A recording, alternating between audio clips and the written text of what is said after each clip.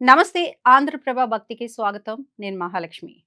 తిరుమల శ్రీవారికి మరోసారి భారీ విరాళాలు అందాయి.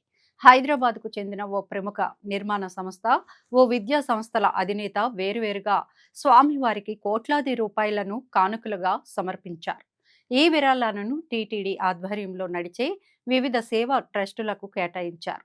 హైదరాబాద్కు చెందిన పిఎల్ రాజు కన్స్ట్రక్షన్స్ లిమిటెడ్ సంస్థ టీటీడీ ట్రస్టులకు మొత్తం 2.50 కోట్లు విరాళంగా ఇచ్చింది.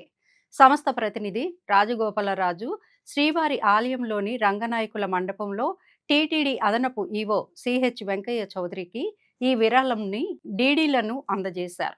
ఈ విరాళంలో శ్రీ వెంకటేశ్వర ప్రాణదాన ట్రస్టుకు, విద్యాదాన ట్రస్టుకు చెరో 75 లక్షలు ఉన్నాయి.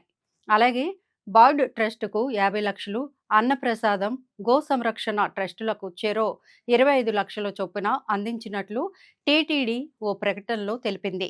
పిఎల్ రాజు కన్స్ట్రక్షన్స్ విరాళం అందించిన కార్యక్రమంలో టీటీడీ బోర్డు సభ్యుడు భానుప్రకాష్ రెడ్డి, ఆలయ డిప్యూటీ ఈవో లోకనాథం పాల్గొన్నారు. మరోవైపు మంత్రి నారా లోకేష్ పుట్టినరోజును పురస్కరించుకొని భాష్యం విద్యా సంస్థల అధినేత భాష్యం రామకృష్ణ భారీ విరాళాన్ని ప్రకటించారు.